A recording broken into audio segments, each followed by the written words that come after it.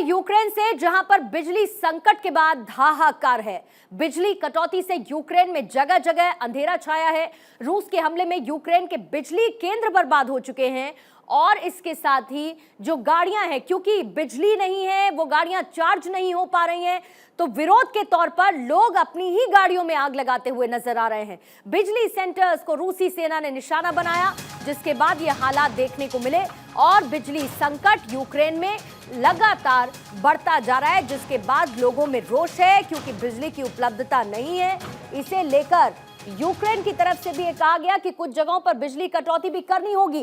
अब ये तस्वीरें आप देखिए, क्योंकि बिजली चली गई, ये गाड़ियां चार्ज नहीं हो पा रही थी, जिसके बाद इनके मालिकों ने इन्हें आग के हवाले कर दिया, क्योंकि उनके ये किसी काम की नहीं, बिजली की किल्लत है और गाड़ियां चार्ज नहीं हो पा रही हैं। दूसरी तस्वीर आप देख रहे हैं किस तरीके से जो बिजली संयंत्र है उन पर निशाना रूस ने लगाया और उन्हें बर्बाद कर दिया पूरी तरीके से। बिजली संयंत्रों को टारगेट कर तबाह बर्बाद रूस की तरफ से किया गया, जिसका सीधा सीधा प्रभाव बिजली सप्लाई पर देखने को मिला है और पूरे यूक्रेन में एक तरीके से ब्लैकआउट हो रखा है। जहां पर बिजली आ भी रही है वहां बिजली कटौती की तैयारी यूक्रेनियन सरकार कर रही है ताकि उसका डिस्बर्समेंट ठीक से किया जा सके और आने वाले वक्त की मुश्किलों से निपटा जा सके।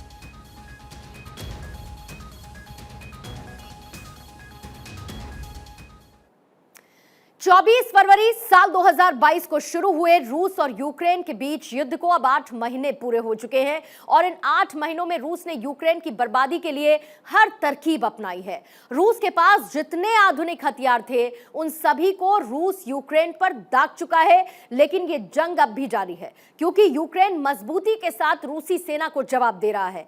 4 प्रांतों पर अधिकार जमाने की घोषणा करने के बाद दोनों ही देशों की जंग ने ज्यादा विध्वंसक रूप अख्तियार कर लिया।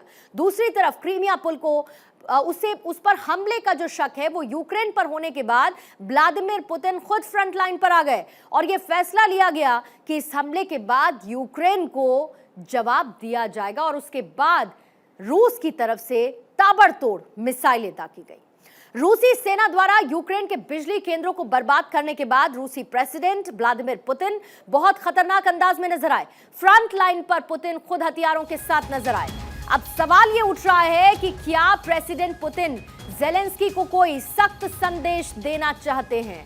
फ्रंट लाइन पर मौजूद व्लादिमीर पुतिन, तस्वीरें आपके सामने हैं, यानी कि मैदाने जंग में रूसी राष्ट्रपति पुतिन की मौजूदगी, कैसे फायरिंग कर दुश्मन को डायरेक्ट चेतावनी देने की कोशिश की गई है।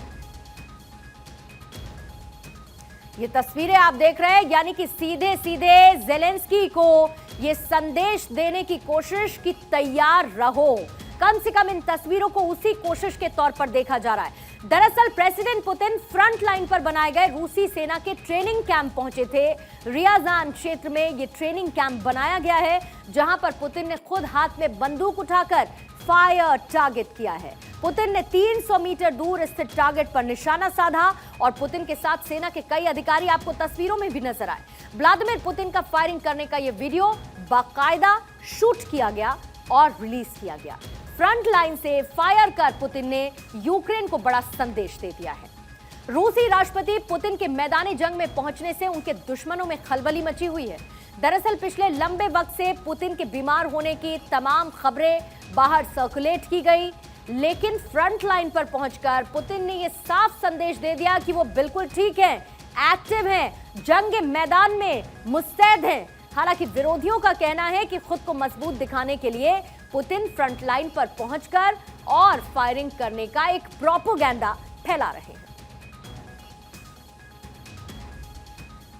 तो आप देख रहे हैं कैसे जंग के मैदान में पहुंचे हैं व्लादिमीर पुतिन। अब ये तस्वीरें बिग वॉल पर आप देखिए, ये आपको नजर आ रहे हैं रूस के शासक व्लादिमीर पुतिन, और व्लादिमीर पुतिन पूरी तैयारी के साथ पहुंचे उन तमाम खबरों के बीच जो वेस्टर्न मीडिया की तरफ से फ्लोट की जा रही थी कि पुतिन को बीमारी है, पुतिन स्वस्थ नहीं है। उसके बाद सीधे सीधे एक मैसेज देने के लिए पुतिन पहुंचते हैं। उनके आसपास तमाम उनके वो अधिकारी आपको नजर आ रहे हैं और इसके साथ इस बेस कैंप पर पहुंचे जहां पर टारगेट पर फायरिंग करते हुए व्लादिमीर पुतिन तस्वीरों में नजर आए। इस कैमरे को बाकायदा शूट किया गया और उसके बाद उनके टारगेट को भी वीडियो के जरिए दिखाया गया जहां पर फायर किया है व्लादिमीर पुतिन ने। उसके बाद आप अगर इस तस्वीर को रुककर देखेंगे तो उनकी बॉडी लैंग्वेज, वो अपने कपड़े झाड़ते हैं, कपड़े झाड़ने के बाद साथ में खड़े हुए अधिकारी की पीठ पर पैट करते हैं, यानी कि उसे शाबाशी देते हैं, और उसके बाद ये सीधा संदेश देते हैं कि वो और उनका मुल्क यूक्रेन को जवाब देने के लिए अब भी तैयार है, यानी कि ये हमले इसी तरीके से जारी रहेंगे।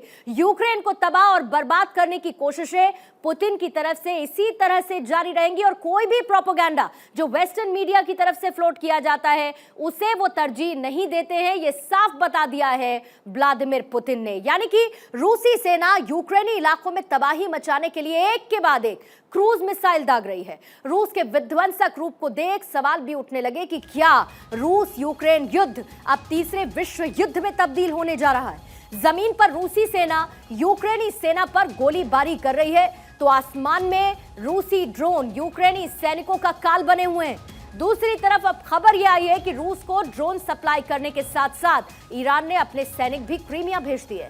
अमेरिका ने खुद दावा किया कि इस बात के पुख्ता सबूत है कि ईरानी सैनिक क्रीमिया में मौजूद हैं।